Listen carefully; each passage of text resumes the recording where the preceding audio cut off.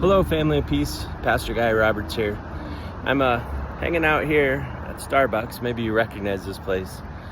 If you know me at all, you know that I spend a significant amount of time in my week at places like this, both on Mondays and the planning of my week and the organizing of all the things I have to do, and also writing sermons. In fact, I would say about half my sermons have been written at Starbucks like this. I've had people ask me over the years why it is that I do this. And the answer is pretty simple. This is where the people are. I wish these people were all here, but they're just not. They live out here in the neighborhoods where you live. People who need the Lord. I think the Lord has called us to this work. It's how he did his ministry, traveling from place to place, wherever he's at, being literally the kingdom of God. And I think that's what he calls us to, is to be out where people are, to live with them, to shine as his light in the midst of our daily life.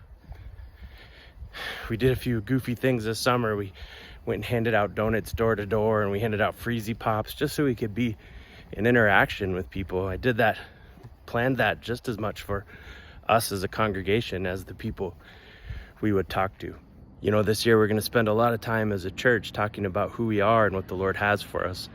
We're going to reflect upon and evaluate our mission and vision. We're going to do a lot of inward focused things. And while all of this is necessary, and we need to do this, especially as we move forward as a church, we can't lose sight of the mission that God has given us, because that mission is out here in the neighborhoods, out here in our workplaces, in our friendships, and our relationships.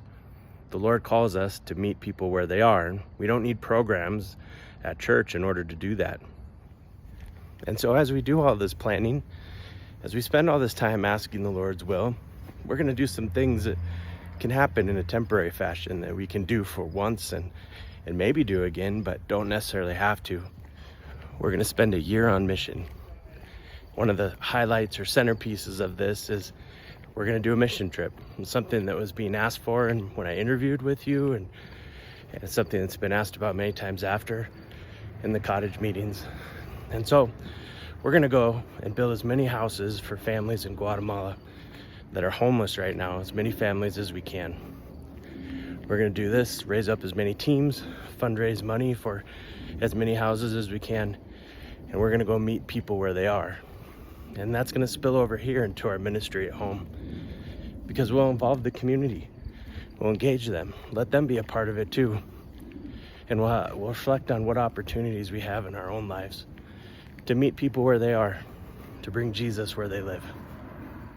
So you probably have some questions. That's why we're having an informational meeting about this year on mission on October 13th at Discipleship Hour. Come be a part of it. You can ask the questions about what this means to take a trip and fundraise for these houses in Guatemala and the care of these families. We can talk about what that means for our opportunities that exist right here in the community.